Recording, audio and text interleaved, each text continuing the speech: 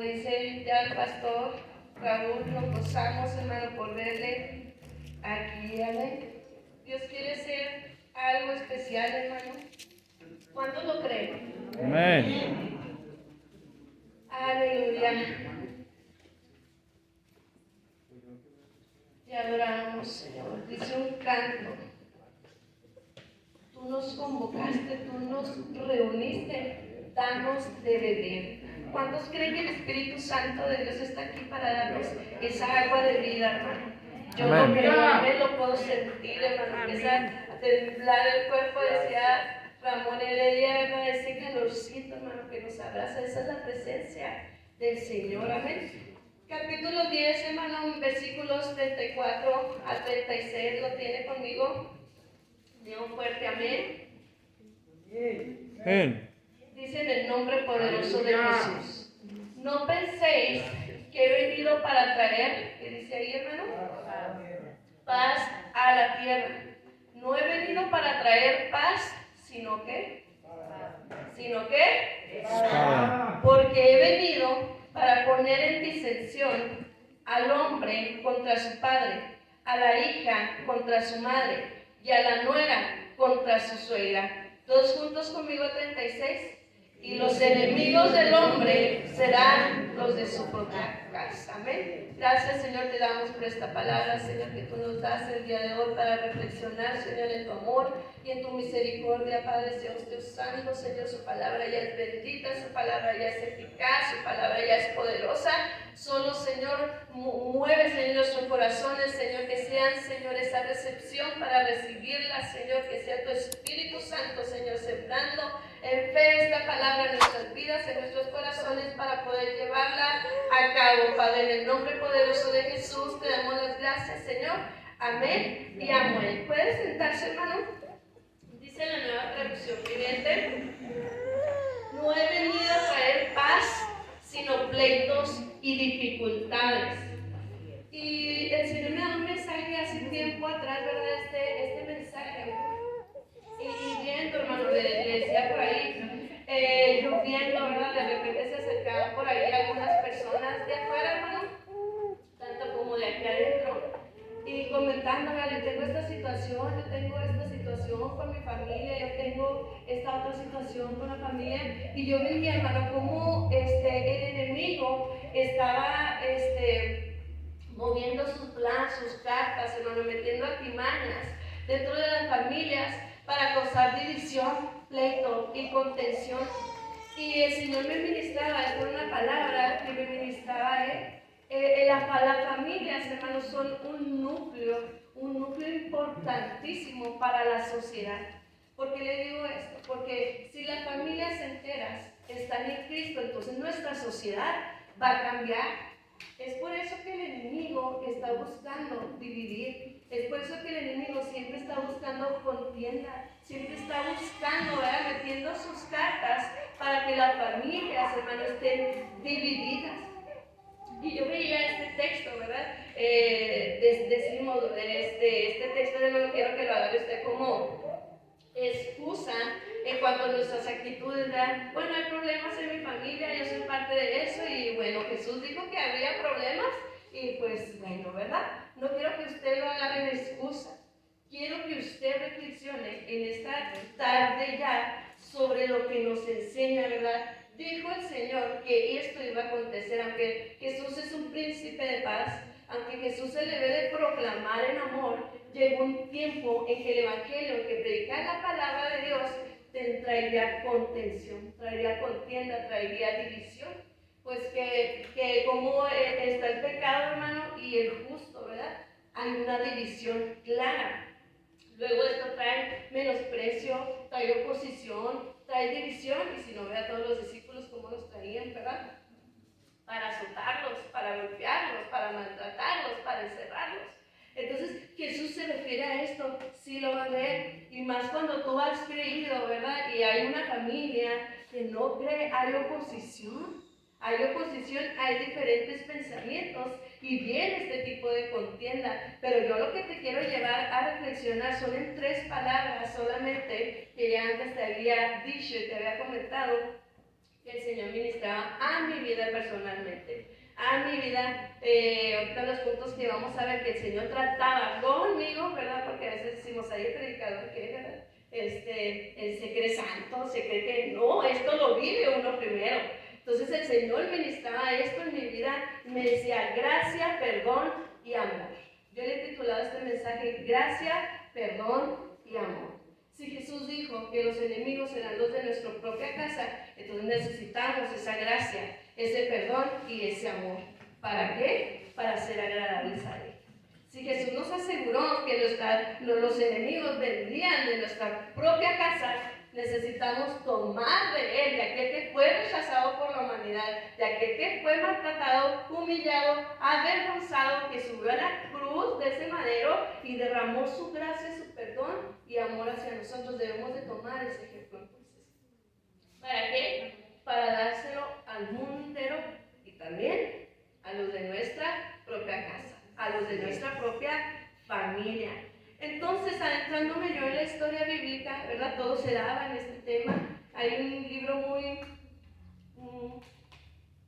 viejito. No sé si el pastor se acuerde de habernos dado, ya para que tengo todo deshojado ahí, que habla respecto a esto, de las familias enteras, hijos, nueras, suegra, padre, hijos, hermanos, de todo habla este tema. Y yo me topaba con la historia de José. Todos recordamos a José, ¿verdad? Pero si hubiera alguno que no recordara, cómo José fue aborrecido por sus hermanos, ¿verdad? Entrando un poquito en contexto para no meternos en más tiempo, ¿verdad? Este José era aborrecido por sus propios hermanos, porque ¿alguien se acuerda? Era el consentido de su papá. Pues Jacob, dice la escritura, lo había tenido en su vejez. Amén. Aparte de que este joven era el consentido, dice la escritura, que su padre lo mandaba, le decía, ve y dime qué andan haciendo tus hermanos, ¿verdad? Que todos tenemos un hijito ahí que es el más chismosito, ¿verdad? Yo, Matías, tú eres de chismosito, Matías, ¿verdad? Y iba y llevaba, traía, así era José, iba, oye, mis hermanos están haciendo esto, oye, mira, ahora se fue Rubén para allá, ahora se fue fulanito. Entonces, obvio que tampoco lo querían. La escritura dice y nos recalca del amor de Jacob hacia José. Muchos decimos, a los padres, tú tienes un hijo preferido. No, a todos los queremos igual. Pero aquí en este caso no. La escritura sí enfatiza que Jacob amaba más a José. Y tanto así que, ¿qué creen? Que le manda a confeccionar una túnica de muchos colores. Imagínense aquí los jóvenes, ¿verdad? Que están ahí, que son 4 o 5 hermanos, y lo llega a su papá y les compra unos tenis Nike a su hermanita. Pero llega con usted y le da unos tenis toquitos, ¿qué? ¿Usted qué pensaría? ¿Por qué esto? Ya era Nike. ¿Verdad? Eso es lo que estaba sucediendo con José. ¿Por qué la diferencia? ¿Por qué? ¿Por qué? ¿Usted se sentiría mal? Y luego su papá dice, no, es que también te amo igual. Esta era la situación en la que se encontró José. Con su túnica, y luego le dice, tiene la oportunidad, le dice Jacob, le dice, ve a ver qué están haciendo tus hermanos. Cuando ellos lo ven de lejos, lo primero que pensaron es, vamos a matarlo. Vamos a matarlo. En la escritura, si usted se va en el Antiguo Testamento, vemos que hasta en las mejores familias había problemas. Vemos, ahorita leía a Miguelito, Caín y Abel. Caín asesinó a Abel. ¿Por qué? Porque Dios miró con agrado la ofrenda de Abel. Era tanto su odio, su celo, que al final cometió el asesinato y mató a su propio hermano. Y vemos, vean, le hasta las mejores familias, hasta Abraham, Sara y Agar. De una pareja escogida por Dios, ¿verdad? Como usan de instrumento a Agar. Y a Abraham la embaraza y al último para decirle, vete de aquí, órale. Y era la pareja escogida de Dios. Entonces, es evidente que va a haber problemas. La Biblia no los elimina de aquí. Pero vemos aquí que este José, ¿verdad? Se encuentra ahí. Y los hermanos dicen, vamos a matarlo. Pero el hermano mayor, llamado Rubén, dice, no caiga esa sangre sobre nosotros. Entonces ahí donde andaban pastoreando las ovejas había unos hoyos llamados cisternas donde guardaban agua. Y dijeron, vamos a meterlo ahí, en lo que vemos a ver, digamos, porque era tanto el odio que ellos sentían, ¿verdad? Hacia su hermano, era el preferido, era el chismoso, era el que Dios le mostraba sueños, pues porque aparte Dios le mostraba sueños a José, todos conocemos la historia. Y él va y le dice a sus hermanos, oigan, soñé esto, unas ramitas que estaban erguidas, las otras 10 ramitas que se inclinaban hacia mí, y ellos le reclamaban, ¿a poco te vamos a servir, verdad? Y tenían mal de aborrecían, o sea, no se ganaba el favor por ninguna parte, no se ganaba el favor. Y dijeron, vamos a asesinarlo, lo metieron en esa cisterna, y venía un grupo de gente, unos ismaelitas de otra nación, y deciden, y le dicen, vamos a venderlo. Entonces, y le contamos una mentira a nuestro padre, matamos un cordero, llenamos su túnica de sangre y decimos que fue comido por un animal salvaje. Estos idean un plan y lo venden. Es ahí donde José llega a Egipto como esclavo, y es donde te quiero mostrar el primer punto. En medio de esta situación hostil que él presentó, en medio de esta hostilidad de sus hermanos, en medio de este rechazo y todo lo que él estaba pasando, hay una palabra, el punto número 1, que Dios le dio gracia en medio de esa aflicción. En medio de todo lo que él estaba pasando, en ese entonces era un adolescente, tenía 17 años, y lo mandan como esclavo. Pero en todo dice la escritura que Dios le dio, punto número 1, gracia. Génesis 39, 21 al 23. Dice, pero Jehová estaba con José y le extendió su misericordia y le dio gracia en los ojos del jefe de la cárcel. Y el jefe de la cárcel entregó en mano de José el cuidado de todos los presos que había en aquella prisión. Todo lo que se hacía ahí, él lo hacía. No necesitaba atender el jefe de la cárcel cosa alguna de las que estaban al cuidado de José, porque Jehová estaba con José y lo que él hacía, Jehová lo prosperaba. Es decir, José había hallado gracia delante de Dios. En medio de esta situación hostil, en medio de todas las necesidades y opresiones que le estaba aconteciendo, había gracia. ¿Qué es la gracia? La gracia proviene del griego charis, que significa favor, bendición o bondad. Esto es un don de Dios. La gracia es un regalo que no merecíamos. En pocas palabras, hermano, es un favor inmerecido.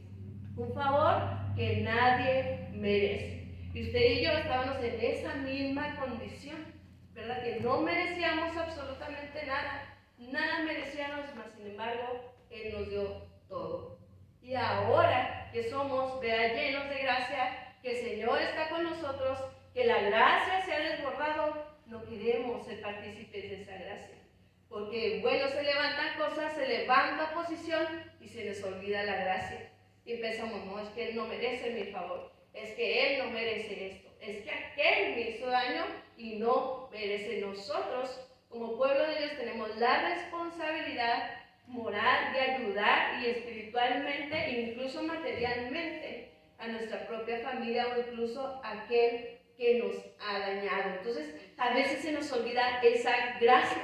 José experimentó esa gracia en medio de todos los procesos injustos, pero ahí no acaba la historia, ¿verdad? Vemos cómo él estaba en la cárcel, por medio de que Dios ya lo había prosperado, él se había ido a la casa de Faraón, estaba sirviendo bien a gusto, se levanta la mujer de Faraón y lo comienza a seducir. Usted conoce la historia. José era íntegro delante de Dios, aparte que él estaba en una buena posición, no quería, ¿verdad?, dañar a su dueño.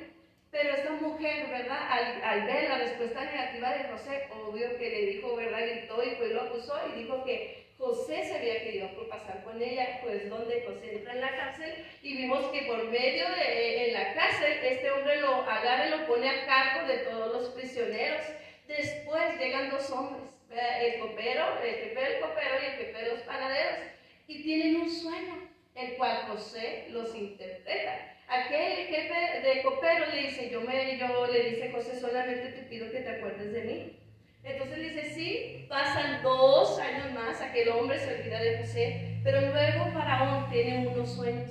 El Faraón comienza a traer, ¿verdad?, sabios, magos, para ver que le descifraran esos sueños. Esos sueños, ¿se acuerdan? Eran las 7 vacas gordas y las 7 vacas flacas. Venía un hambre tremenda sobre la nación, sobre la tierra. Entonces ahí es donde el copero reacciona y se acuerda de José, lo manda y lo lleva hacia Faraón, y Faraón, ¿qué cree que hace con este José? Le revela el sueño y lo pone como segundo al mando de Faraón. Faraón, vemos aquí la gracia del Señor nuevamente, a pesar de la dificultad, vemos la gracia y la bendición del Señor nuevamente con José. Y le dice Faraón, escúchame, tú serás muy grande y nadie dice que quiera hacer algo, lo va a poder hacer si no consulta primero contigo. Es decir, tenía una posición mayor. Entonces pasan 20 años como esclavo, ya tenía unos 37 años este José, ya había madurado, ya había experimentado, ya había sufrido. Ahora, como empezó ese hambre que Dios había revelado a Faraón, sube sus hermanos. Ya imagínense 20 años, ya estos hermanos no podían reconocer a José, pero José lo reconoció inmediatamente. ¿Se imagina el dolor, la tristeza, la angustia que debe haber sentido 20 años? Pero ellos le vendieron, por causa de ellos estaba sufriendo, por causa de ellos estaba en ese lugar. Mas sin embargo, él podía vengarse, él tenía el poder suficiente para mandar echar a sus hermanos en la cárcel, pero él no lo hizo. Él recordó de la gracia que Dios le había mostrado. Entonces Faraón le da una esposa y él tiene 2 hijos, uno le llama Manasés y al otro Efraín. Dice, Dios me hizo olvidar todo mi trabajo y toda la casa de mi padre. Dios me hizo fructificar en la tierra de mi aflicción. José, en vez de apresurarse, ¿verdad?, y hacer calar a sus hermanos, dio de gracia lo que de gracia había recibido. La palabra de Dios es muy clara y nos dice, dar de gracia lo que de gracia recibiste. ¿Has recibido un favor inmerecido de parte de Dios? Bueno, compártelo. ¿Has recibido, verdad, su gracia, su misericordia y su perdón? Lo hemos recibido. Y no una vez, muchísimas veces. Y a veces nuestro corazón lucha por mostrar ese favor y esa misericordia a alguien que creemos que no se lo merece. Y nosotros nos ponemos a pensar, ¿verdad?, y analizar, es que no se lo merece, es que no sé quién era merecedor, quién es merecedor, quién sí se merecía algo de parte de Dios.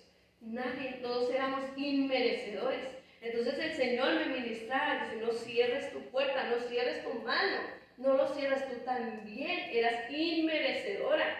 Y yo digo, sí es cierto, Señor, José había dado gracia de lo que él había recibido, la gracia del Señor. Génesis 45:10, él les dice, daos prisa, id a mi padre y decirle, así dice tu hijo José, Dios me ha puesto por Señor de todo Egipto. Ven a mí, no te detengas, habitarás en la tierra de Gosén y estarás cerca de mí, tú y tus hijos, y los hijos de tus hijos, tus ganados y tus vacas, y todo lo que tienes. Entonces nosotros hemos recibido la gracia del Señor, el mundo no la tiene. Veíamos ahí el jueves, ¿verdad? Los que no vinieron al estudio, veíamos cómo la gracia, cómo el Espíritu Santo hacía volver al hombre en sí. Y a veces nosotros les compartía yo el jueves que ponemos un gran peso sobre la familia y queremos demandar algo, un fruto en ellos, el cual no lo hay.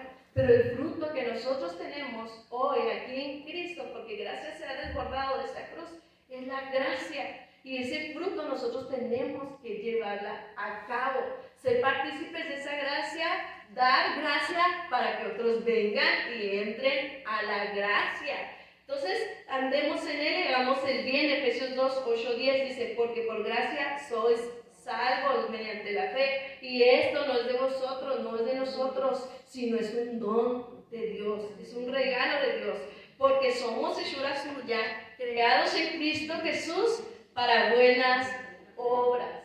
Y otro ejemplo de gracia, ¿verdad?, es de David y Saúl. Ahí en 1 Samuel, capítulo 24, usted puede ver que Saúl quería, ¿verdad?, nos compartieron por ahí de eso.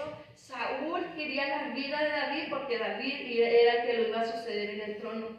Entonces David anduvo por los desiertos también años escapando de este rey malvado Saúl, ¿verdad? y lo andaba persiguiendo. Saúl sale detrás de él con, dice la palabra, con 3,000 hombres, hermanos. David tenía 600 hombres, no más de 600, 400 hombres. Y este sale con 6,000 hombres, es decir, para que David no se le escapara y lo pudiera matar. Resulta que Saúl, se lo voy a parafrasear, y resulta que Saúl se mete en una cueva a descansar y David y sus hombres estaban en la esquina de esa cueva. Entonces los hombres de David le dicen: mira, aquí está tu enemigo, levántate y mátalo, Dios te lo ha puesto en tus manos. Y no sé si usted recuerda la historia, si lo ha leído, ¿verdad? Y David dice: no voy a hacer tal cosa sobre el ungido de Jehová. Pero lo que se levantó David fue y cortó un pedacito de manta que traía él, de manto que traía él, y se regresa. Cuando Saúl sale, David sale atrás de él. Esto sí se lo voy a leer porque yo veo aquí gracia desbordada. Dice: y Saúl, saliendo de la cueva, siguió su camino. También David se levantó después, y saliendo de la cueva dio voces detrás de Saúl, diciendo: mi señor el rey. Y cuando Saúl miró hacia atrás, David inclinó su rostro a tierra y hizo reverencia. Yo a eso le llamo gracia. Se estaba inclinando ante aquel que lo quería asesinar.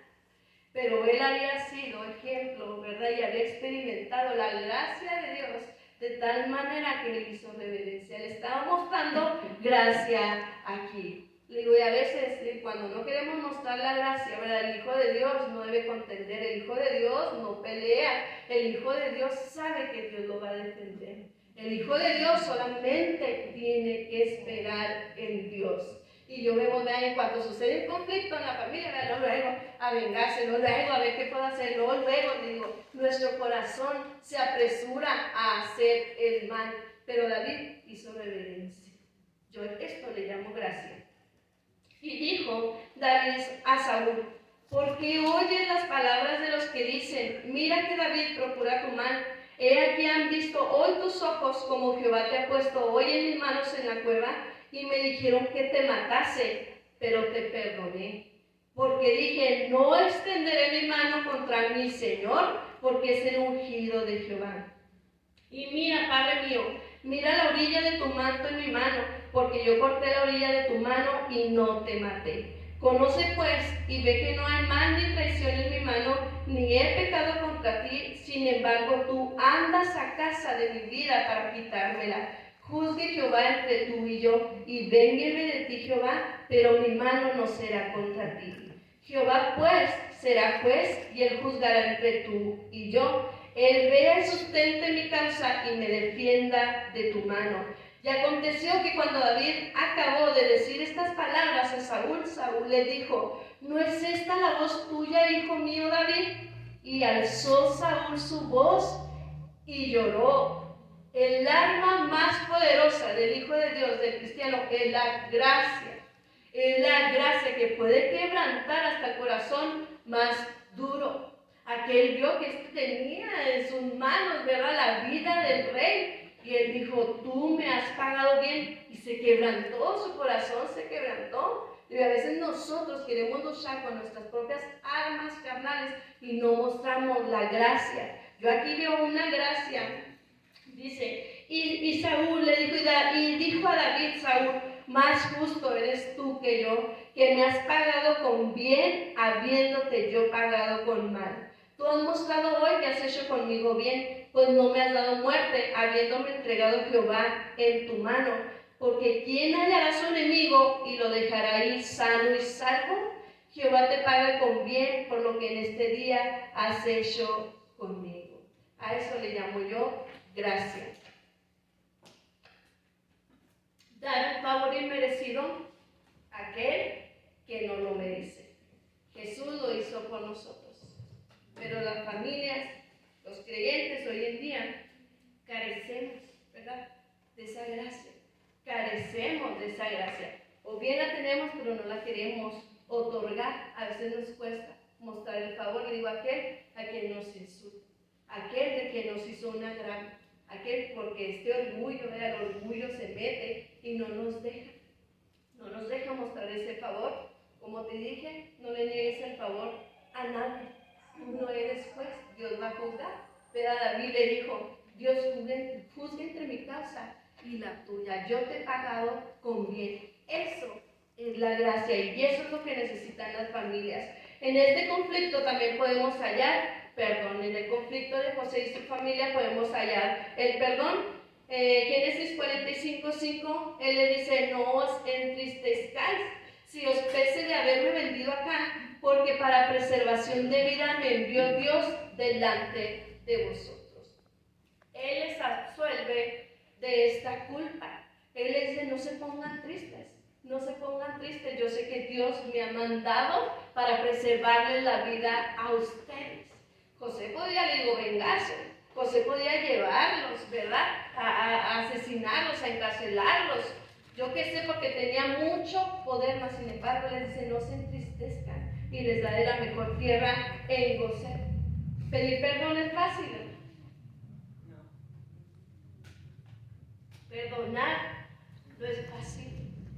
Pedir perdón tampoco es fácil. Ve aquí en correo, lo estoy equivocado a pedir perdón. Pedir perdón no es fácil. Otorgarlo mucho menos. Y hoy la psicología de hoy en día dice, es que tienes que aprender a soltar. Tienes que aprender a soltar, soltar, soltar. Y la gente dice, suelto aquel daño. En un programa de televisión vi esto. Es como de mujeres que las cambian, las arreglan y todo, y le daban una terapia a esta mujer y le decían, mira, tú tienes que aprender a soltar. Ese no es el perdón bíblico, hermano.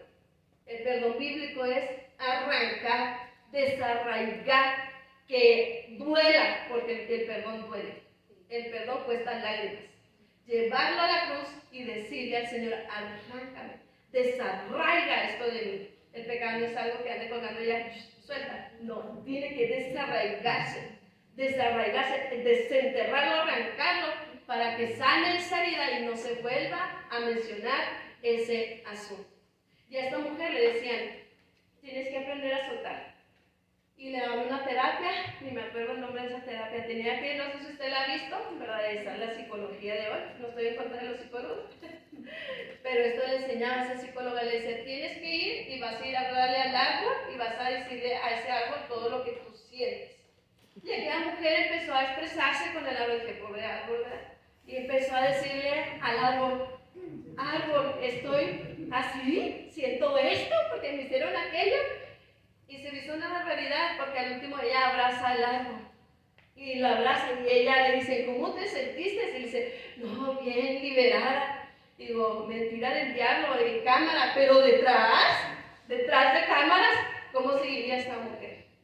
Detrás de cámaras, ella tenía que enfrentar su realidad y saber que ella realmente todavía no había sido liberada. Entonces, el perdón, vean, lo que estaba sucediendo aquí, José, era algo tremendo. 20 años, ya Dios lo había prosperado, ¿verdad? Pero lo vendieron de esclavo, estaba en tierra extranjera, él no podía volver porque estaba en esclavitud, aunque gozaba, ¿verdad? Dios, sabemos que Dios lo prosperaba. Era una situación difícil. Mas sin embargo, él le dice, no se entristezcan, no se entristezcan, dice la Biblia. Podemos ver también en Génesis 32, ¿verdad? Su padre años atrás, como que esto era de generación, en los problemas familiares. Jacob, usted conoce la historia, Jacob y Esaú, ¿verdad? Cómo había también disensiones ahí, como que pleitos familiares. Y años atrás, muchos años atrás, ¿verdad? Jacob y Esaú le dice a su mamá, oye Jacob, tu papá ya está por morir, ve y usurpa el lugar de Esaú. Usted conoce la historia, usted conoce que Jacob significa usurpador y él usurpa el lugar de su hermano, engaña a su papá y recibe la bendición, aunque sabemos que por profecía ya le correspondía a él. Pero su mamá, esto enfureció totalmente a su hermano de tal grado que dijo, yo lo voy a asesinar, cuando yo vea a mi hermano yo lo voy a asesinar. Su mamá se entera y le dice a Jacob, huye porque te van a asesinar, este se va. ¿Y cuánto tiempo cree que duró fuera de su casa? Igual también, 20 años. Pero me gusta porque cuando viene la reconciliación, hermano, Génesis 33, 4, 11, podemos ver un cuadro hermoso, porque eso es el perdón, hermano, un cuadro hermoso. Cuando las familias, le digo, hay personas que están separadas por mucho tiempo, viene el perdón, vemos un cuadro hermoso de una unidad, de un amor, una ternura, como decía el pastor Bea otra vez, vuelven a ser el amor en las familias. Y vemos aquí un cuadro hermoso en de Jacob y Esaú, Génesis 33, 4, 11. Pero Esaú corrió a su encuentro y le abrazó y se echó sobre su cuello y le besó y lloraron. Y Esaú dijo: ¿qué te propones con todos estos grupos que he encontrado? Y Jacob respondió: el hallar gracia en los ojos de mi Señor. Y dijo Esaú: suficiente tengo yo, hermano mío, sea para ti lo que es tuyo.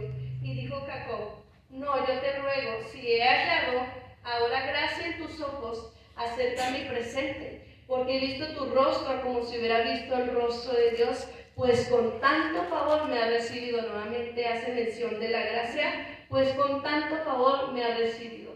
Él había usurpado, había tomado, la bendición, aunque Saúl ya la había vendido, ustedes recuerdan, por el plato de lentejas. Jacob tenía miedo, así que él fue mandando de grupito en grupito, por si asesinaba a su hermano algunos, dice, otra familia alcanzará a correr. Entonces Esaú le pregunta: ¿qué quiere lograr con todos estos grupos que me han mandado y presentes? Él está diciendo: vengo en paz, otórgame el perdón. Cuando él llegan los dos, se ven, se abrazan, existe ese perdón. Y qué hermoso cuadro de reconciliación, porque en Génesis 45 José quiere hacer lo mismo con sus hermanos. Primero él idea un plan, ve a sus hermanos y les empieza a decir, no los trató con desprecio, hermano, pero sí con dureza por su posición, y les dice: ustedes son espías. Y él dice: no, mi señor, nosotros tenemos más familia, tenemos un hermano chico. Y José les dice: vayan pues y tráiganlo. Estos temían, decían: no, es que el mal está sobre nosotros por haber hecho lo que hicimos con José. Pero lo que no sabían es que José estaba ideando un plan de reconciliación con ellos. Ahora la pregunta aquí es: ¿nuestra familia, nuestro corazón está careciendo de perdón? Hay hijos que no perdonan a sus padres. ¿Por qué? Porque el padre era un abusivo, porque el padre tomó esa autoridad, de ese cuidado que tenía que brindar a sus hijos y no se lo brindó. Y está en situación de tantas familias que hay una división, incluso suicidios, por una falta de perdón. Y yo veía, ¿verdad?, como una tía que se convirtió a Cristo, ella viene a Cristo y ella está en Cristo y ella batalla con esto. Y ella dice: yo nunca voy a perdonar a mi mamá. Ahora, no nada más hijo con madre, ¿verdad? Padre, te digo, también que no pueden perdonar, ¿verdad? Otros agravios. Hay parejas que no se pueden perdonar mutuamente, porque se han llevado, ¿verdad? Tú me la haces, yo te la pago, y ahora lo hago más fuerte, ahora yo también, y no pueden llegar a esa reconciliación. Y el enemigo ha traído ese orgullo en sus corazones. Me enteraba de unas dos hermanas allá por la colonia de mi mamá, y una ya falleció, pero es esto tremendo, porque ellas se peleaban. Dice: ni recuerdo por qué me peleé con mi hermana, y duraron años sin hablarse. Una estaba al borde de la muerte y la internaron en el hospital, y la otra tuvo un choque, y en esa situación dijeron: hay que perdonar. Se buscaron la reconciliación, y años después murió una de ellas. Y digo, hermano, esto es lo que está sucediendo en las familias. Esto es lo que está sucediendo en las familias, y también en las familias cristianas. Hemos obtenido el perdón de Dios por un favor inmerecido, algo que no merecíamos, y no lo queremos otorgar. Entonces, nuestras familias están careciendo de gracia. Nuestras familias están careciendo de un favor inmerecido, de gracia, de perdón.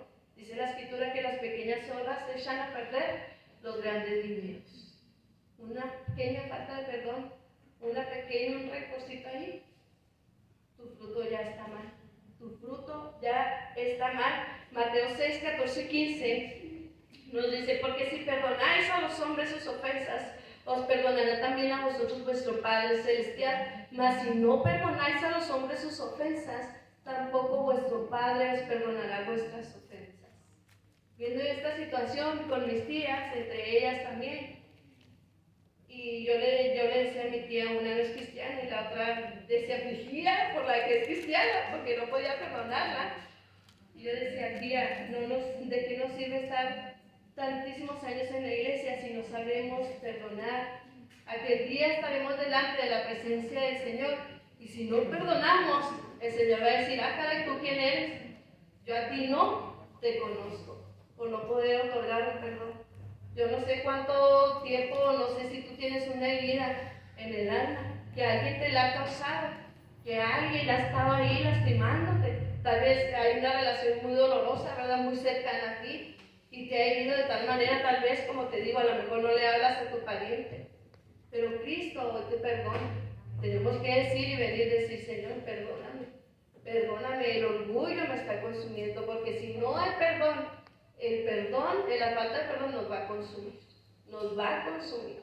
Entonces tenemos que decirle, Señor, ayúdanos. Colosenses 3:13 dice, vestidos pues como escogidos de Dios, santos y amados, de entrañable misericordia, de benignidad, de humildad, de mansedumbre, de paciencia, soportándoos unos a otros y perdonándoos unos a otros, si alguno tuviera queja contra otro. De la manera que Cristo os perdonó, así también hacedlo vosotros. Y sobre todas estas cosas, vestíos de amor, que es el vínculo perfecto. Y aquí meto el tercer punto, vestíos de amor, de amor, de amor. Dios es el amor. 1 Juan 4:7-9. Amados, amémonos unos a otros, porque el amor es de Dios. Todo aquel que ama es nacido de Dios y conoce a Dios. El que no ama no ha conocido a Dios, porque Dios es amor. En esto se mostró el amor de Dios para con nosotros, en que Dios envió a su Hijo unigénito al mundo para que vivamos por Él. Cuando José se encuentra con sus hermanos y él se revela a él con sus hermanos diciéndole, vea, yo soy José, su hermano, el que habían vendido. Dice que llora de tal manera que toda la casa de Faraón escuchó y que todos los egipcios escucharon. ¿De qué manera habrá llorado? Le digo, cuando viene un cuadro de reconciliación, esto es hermoso, pero hay lágrimas de por medio. Era su lloro total, que los de Faraón dijeron, ¿qué está sucediendo aquí? Y ya fue cuando él habló, mis hermanos han venido, ¿verdad? Y ya por medio de esa gracia le dan de lo mejor a sus hermanos. Pero hubo un cuadro de reconciliación que el Señor también hizo por nosotros y lo hizo en esa cruz del Calvario. Nosotros merecíamos estar colgados en ese madero. Y me sorprende el gran amor de Jesús, que en Mateo 26 dice que Él amó a sus discípulos hasta el fin. Él sabía que le iban a abandonar, Él sabía que le iban a traicionar, pero Él amó hasta el fin a los suyos. Y veamos esta remembranza, ¿ve? Y en mi corazón un eco. En Mateo 26:50 Jesús le dijo, amigo, aquel a quien lo iba a entregar. Esto es a Judas.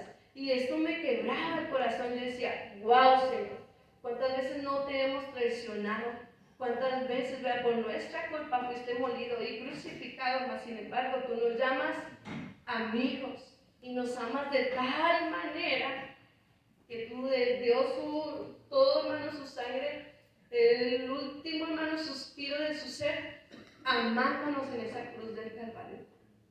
Y nosotros no podemos amar a aquel que no es de nuestro agrado, aquel que cometió un agravio con nosotros. No podemos amar. Amemos más como Jesús. Solo el amor, dice un canto, ¿verdad? de Redimidos de Alex Zurdo, solo el amor soporta el dolor, perdona tu error y te da favor, porque el amor cubre multitud de pecados.